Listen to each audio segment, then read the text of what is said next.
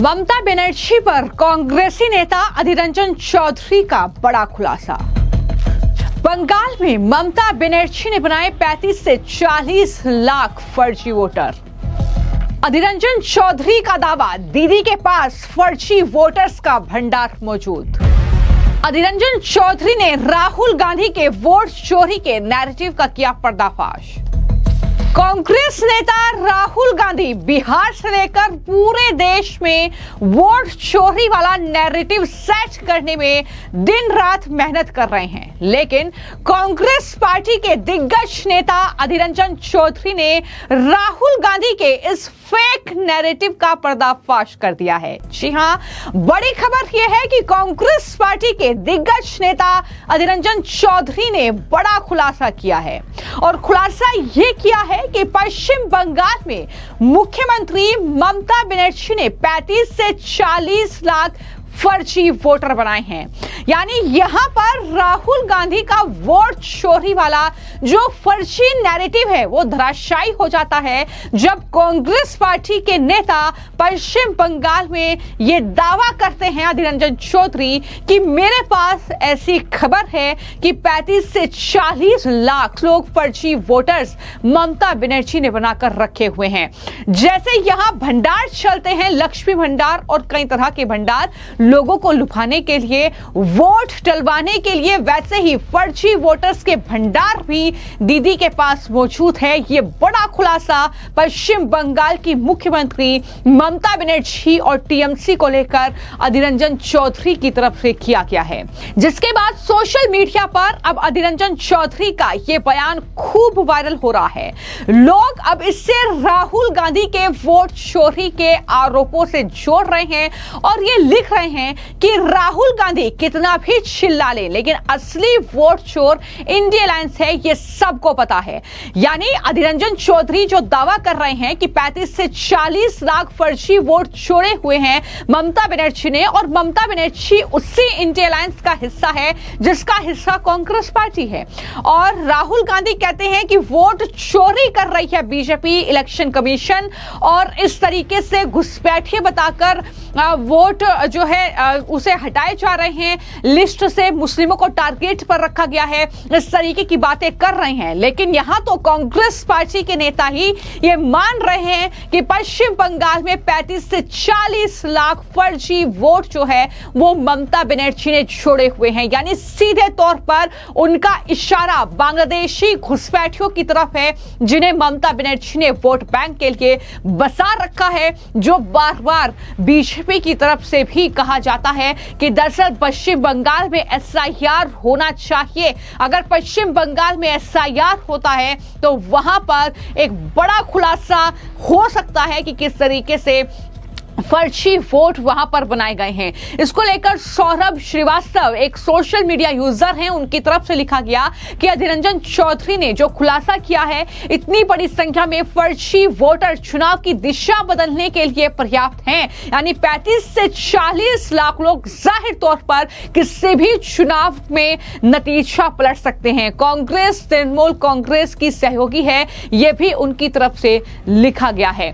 तो जाहिर तौर पर फर्जी वोट बैंक पर एसआईआर के रूप में जो खतरा मंडरा रहा है, कांग्रेस सहित घुसपैठियों का लाभ लेने वाली पार्टियों की नींद उड़ाने के लिए पर्याप्त है। जिस तरीके से ये कहीं ना कहीं एसआईआर की बात लगातार पश्चिम बंगाल में की जा रही है। एक तरफ कांग्रेस पार्टी के दिग्गज नेता अधीर रंजन चौधरी ने पश्चिम बंगाल की मुख्यमंत्री ममता बनर्जी पर यह बड़ा खुलासा किया है।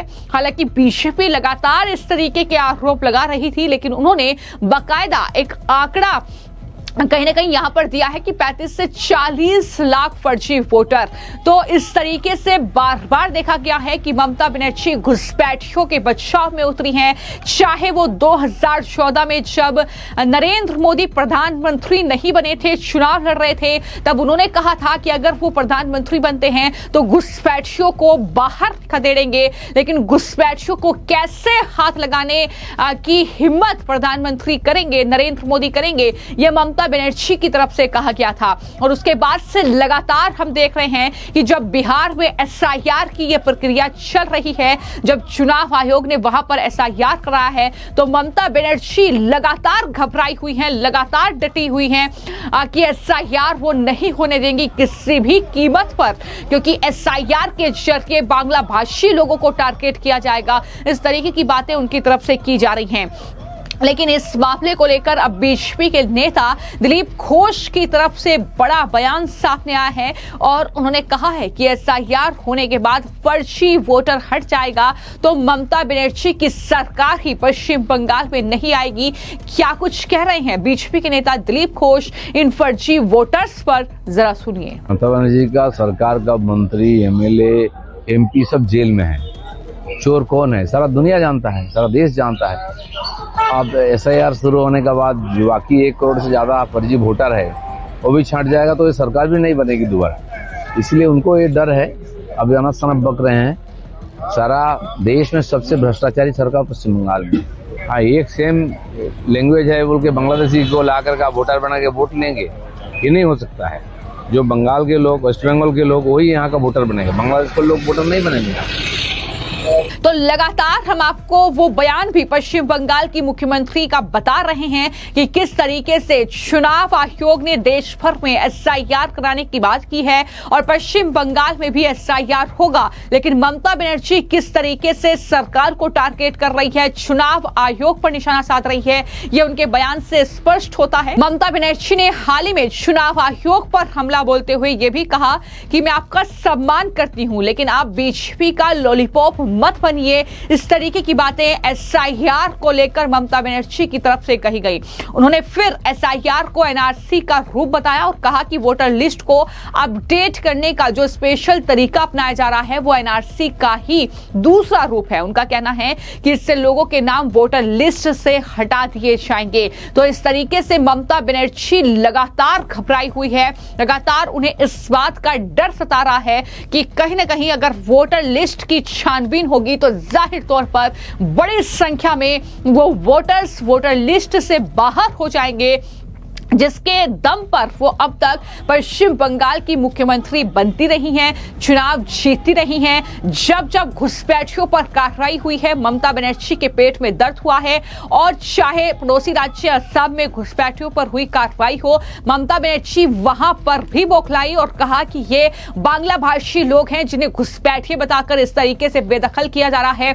लेकिन हमने लगातार आपको ये तस्वीरें दिखाई हैं, खबरें बताई हैं कि किस तरीके से पश्चिम बंगाल में, चूंकि बांग्लादेश की सीमा से सटा राज्य है पश्चिम बंगाल, तो ऐसे में वहां से घुसपैठ लगातार आसानी से ममता बनर्जी सरकार के जरिए कराई जाती रही है। ये आरोप लगातार लगते रहे हैं और ममता बनर्जी उन्हें पश्चिम बंगाल में बसाने का काम करती है, सब सुविधाएं वहां पर उनको दी जाती है। बाकायदा बीजेपी के खिलाफ या हिंदुओं के खिलाफ हिंसा में भी उनका भरपूर इस्तेमाल ममता बनर्जी करती रही हैं। ये आरोप लगातार बीजेपी के नेता शुभेंदु अधिकारी से लेकर तमाम, चाहे अग्निमित्रा पोल हो, उनकी तरफ से लगाए गए हैं। बार बार दिलीप घोष ने यह दावा किया है। तो इस तरीके से बीजेपी लगातार जोरों शोरों से इस मुद्दे को उठा रही है।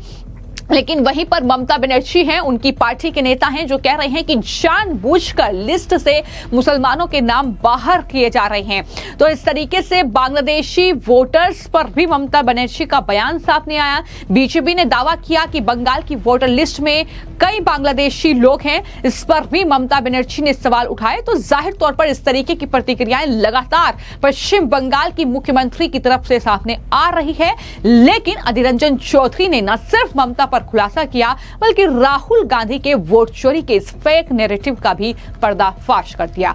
फिलहाल आपकी इस खबर को लेकर क्या राय है, हमें कमेंट बॉक्स में जरूर लिखें। धन्यवाद।